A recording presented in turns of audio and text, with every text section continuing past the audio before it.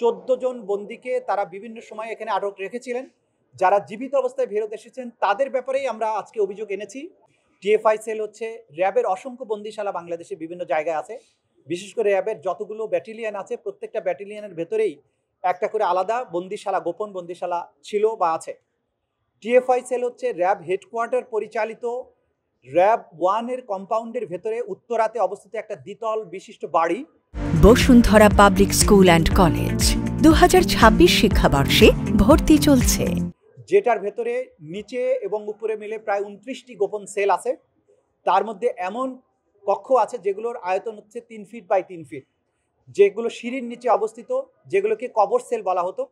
এরপরে অন্যান্য সেল আছে সেগুলো 10 ফিট বাই 3 ফিট, এবং দুটো সেল ছিল যেগুলোকে ভিআইপি সেল ডাকা হতো। তার একটিতে ব্যারিস্টার মীর আহমদ বিন কাসেম আরমান, তিনি 8 বছর সময় ধরে ওখানে বন্দী ছিলেন। এবং সেখানে এই বন্দিশালায় দুটো ডেডিকেটেড টর্চার রুম ছিল যেগুলো সাউন্ড প্রুফ ছিল।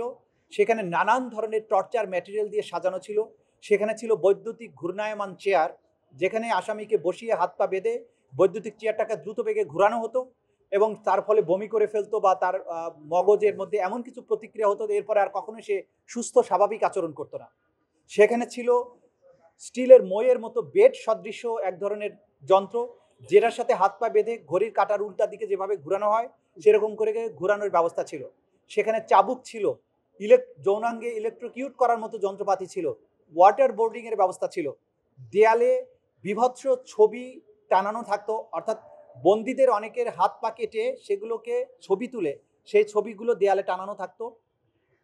একটা ছবি ছিল এরকম যে সেই একজন আসামির দু চোখ উপড়িয়ে ফেলা হয়েছে, মুখের গালের মাংসগুলো খাবলে তুলে ফেলা হয়েছে, পেট কেটে ভুঁড়িগুলো বের করে ফেলা হয়েছে, এমন বিভৎস ছবি দেয়ালে টানিয়ে রাখা হতো। বন্দীদেরকে জিজ্ঞাসাবাদের সময় ছবির সামনে রেখে বলা হতো যে তোমরা যদি কথা না বলো তোমাদেরকে একই রকমের পরিণতির শিকার হতে হবে। সেখানে আমরা পেয়েছি ড্রিল মেশিন, চাবুক, ইলেকট্রিকিউট করার মতো এই সমস্ত যন্ত্র, প্রহার করার যন্ত্র। এই যে বিভৎস নারকীয় একটা ব্যবস্থা ছিল টিএফআই সেলে, সেই বর্ণনা আমাদের ফর্মাল চার্জে আমরা তুলে এনেছি। এবং সব কিছু দিয়ে এই আসামিদের বিরুদ্ধে যে একটা সুনির্দিষ্ট টাইম ফ্রেমের মধ্যে শুধুমাত্র 14 জন বন্দীকে তারা বিভিন্ন সময় এখানে আটক রেখেছিলেন। যারা জীবিত অবস্থায় ফেরত এসেছেন তাদের ব্যাপারেই আমরা আজকে অভিযোগ এনেছি। এর বাইরে যত আসামিকে এখানে নেওয়া হয়েছে, যারা কখনো ফিরে আসেনি, যাদের লাশ পাওয়া যায়নি, কোনো হোয়ার অ্যাবাউটস নেই, তাদের ব্যাপারে পৃথক তদন্ত চলছে। এই ব্যাপারে রিপোর্ট আসলে সেই ব্যাপারে আলাদাভাবে তদন্ত রিপোর্ট দাখিল করা হবে। এটা আমরা বলেছি। দেখেন, একটা টাইম ফ্রেমে ব্যারিস্টার আরমান 8 বছর সময় ধরে ছিলেন, সুতরাং প্রত্যেক আসামির পিরিয়ডের মধ্যেই ব্যারিস্টার আরমান ছিলেন।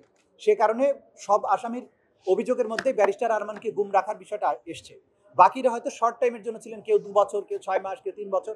এই সময়ের মধ্যে যে সমস্ত অফিসাররা, বিশেষ করে র্যাবের ডিজি, এডিজি অফস এবং ডাইরেক্টর ইন্টেলিজেন্স, এই 3 শ্রেণীর কর্মকর্তা যারা এই টিএফআই সেলটা মেনটেন করতেন, তাদেরকে শুধুমাত্র এখানে আসামি শ্রেণীভুক্ত করা হয়েছে।